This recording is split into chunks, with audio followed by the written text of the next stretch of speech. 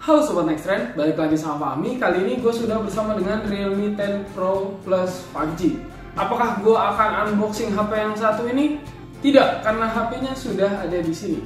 Sekarang gue mau ngasih tahu ke kalian soal kelebihan dan kekurangan Realme 10 Pro Plus 5G. Kenapa? Nanti gue akan kasih tahu di video, tapi mari nonton videonya sampai habis. Oke Sobat Next Trend, kenapa gue mau ngasih tahu kelebihan dan kekurangan Realme 10 Pro Plus 5G? Karena Realme 10 Pro Plus 5G ini punya perbedaan untuk versi Indonesia dan versi global. Misalnya dari sektor chipset, di mana untuk versi Indonesia, Realme 10 Pro Plus 5G ini menggunakan chipset dan MediaTek Dimensity 920. Itu untuk pasar Indonesia. Sementara untuk yang pasar global, dia itu pakai MediaTek Dimensity 1080. Meski diklaim sama Realme itu beda-beda tipis, tapi ya menurut gue ini jadi sesuatu hal yang perlu dicatat. Dan ada juga hal-hal lain, misalnya saja seperti harga.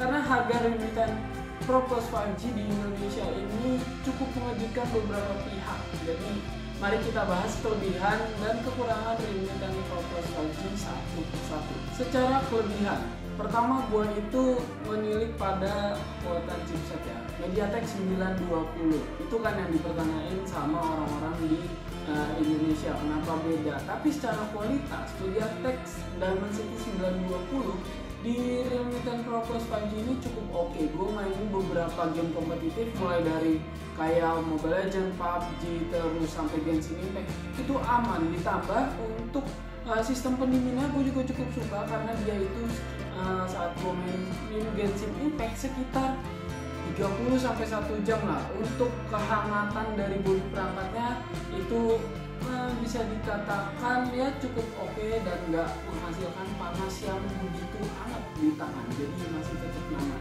Terus untuk kelebihan lain dari Realme 10 Pro Plus 5G ini, dia udah dilengkapi dengan fast charging 67 watt superfook. Dengan teknologi superfook ini katanya dia itu bisa ngecas sebanyak 50% hanya dalam 17 menit aja. Ya nanti akan gua coba selama mungkin 17 menit, bener nggak sih dapat 50%. Tapi kalau baterainya udah mendekati 10% kali ya, karena di sini sejujurnya HP Realme 10 Pro Plus 5G yang gue pegang ini baterainya masih 97% guys. Nah, oke, kelebihan Realme 10 Pro Plus berikutnya itu dari sektor kamera. Kelebihan Realme 10 Pro Plus 5G berikutnya adalah sektor kamera. Yaitu punya sensor kamera sebesar 108 megapiksel. Terus untuk desainnya juga unik ya, karena meskipun di sini kelihatannya cuma dua, tapi kalau kalian tegesin untuk yang di bagian bawah ini ada dua lensa kamera di dalamnya. Dan 108 megapiksel di Realme 10 Pro Plus 5G ini hasilnya juga cukup menarik dan bisa nih buat kalian andalin bagi yang doyan smartphone fotografi. Menurut gue Realme 10 Pro Plus 5G ini udah cukup mumpuni, dan di dalamnya itu dia juga ada mode yang namanya Street Photography 3.0, dimana ini adalah pengembangan mode yang makin bikin kalian itu lebih kece deh untuk foto-foto, dan filter-filternya juga udah ditambahin. Jadi kalau misalkan kalian mau bikin foto atau ngedit foto dengan cepat, mudah, dan tentunya makin keren, Realme 10 Pro Plus 5G ini udah menyediakan filter-filter di dalamnya. Nah, untuk kelebihan dari Realme 10 Pro Plus 5G terakhir menurut gue itu dari desain layarnya. Nah, kalian itu bisa lihat ya di sini, dia itu HP mid-range dengan layar lengkung. Kalian bisa lihat nih untuk kiri kanannya.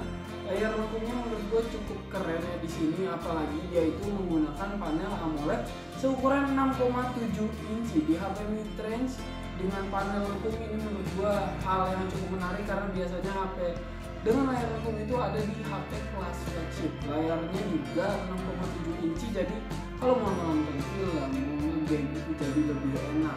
Desain kamera pansolnya juga nggak begitu mengganggu, karena dia itu ada di bagian atas, dan ukuran itu juga cukup kecil ya, minimal. Ini bisa dibilang cukup kecil untuk ukuran kamera pansol, dan posisinya di tengah itu cukup enak. Tadi gue cuma ngomong di atas tapi nggak di tengahnya, jadi di tengah itu menurut gue cukup enak. Dan untuk layar dari Realme 10 Pro Plus 5G ini juga udah dilengkapi dengan refresh rate yang kencang. Jadi kalau misalkan kalian itu mau scrolling medsos atau main game itu bisa jadi lebih lancar. Nah, tadi kan udah ngomongin soal kelebihan Realme 10 Pro Plus 5G, tapi gimana soal kekurangan? Oke, mungkin dengan gua nunjukin HP-nya kayak gini, kalian udah bisa lihat apa kekurangan dari Realme 10 Pro Plus 5G. Ya, ini dia, bodi belakangnya. Dia itu punya material polikarbonat dengan finishing glossy. Sayangnya, finishing glossy di Realme 10 Pro Plus 5G ini meninggalkan noda yang cukup banyak. Apalagi kalau kalian adalah tipikal kayak gue yang suka megangin HP mulu dan lebih prefer untuk nggak gunakan jelly case. Inilah hasilnya. Kalau misalkan kalian pakai Realme 10 Pro Plus 5G tanpa jelly. Lalu untuk kekurangan lainnya dari Realme 10 Pro Plus 5G ini lebih ke kebutuhan masing-masing sih ya menurut gua. Karena di Realme 10 Pro Plus 5G ini nggak ada port jack 3,5mm. Sedangkan untuk HP mid-range ya sebenarnya ini ada beberapa lah HP mid-range yang nggak punya port 3,5mm. Cuma agak disayangkan aja karena menurut gua untuk konsumen di HP mid-range itu penggunaan earphone kabel itu masih cukup banyak. Jadi dengan tidak adanya port jack 3,5mm di Realme 10 Pro Plus 5G artinya kalian itu harus menggunakan TWS atau bisa menggunakan converter dari USB Type-C ke port jack 3,5mm. Kemudian untuk kekurangan lainnya yang menurut gua ada di Realme 10 Pro Plus 5G itu berasal dari slot SIM tray-nya. Bukan soal SIM card ya, tapi ini lebih ke soal slot micro SD. Nah, jadi untuk di Realme 10 Pro Plus 5G ini dia itu nggak punya slot micro SD. Jadi kalau misalkan kalian itu adalah tipikal yang suka menyimpan file-file di micro SD, cukup disayangkan kalian nggak bisa menggunakan atau meletakkannya di HP Realme 10 Pro Plus 5G. Kalian mungkin bisa menggunakan laptop atau mungkin HP kalian yang kedua. Nah, jadi kalau misalkan di Realme 10 Pro Plus 5G kalian itu bisa mengandalkan penyimpanan memori internal ataupun kalian juga bisa memperluas penyimpanannya dengan menggunakan fitur ekspansi RAM yang ada di Realme 10 Pro. Oke sobat Nextrend, itulah kelebihan dan kekurangan Realme 10 Pro Plus 5G menurut gua. Dan kalau misalkan ngomongin soal harga, Realme 10 Pro Plus 5G di Indonesia itu dijual di harga 6,9 jutaan. Gimana nih menurut kalian? Apakah worth it dengan penilaian yang tadi udah gua sampaikan beserta harga dari Realme 10 Pro Plus 5G itu sendiri? Kalau misalkan kalian punya penilaian atau punya komentar mengenai Realme 10 Pro Plus 5G, langsung aja tulis di kolom komentar bawah. Tapi jangan lupa untuk klik tombol like ya dan subscribe channel Nextrend. Sampai jumpa di episode selanjutnya bersama gue Fahmi. Bye bye.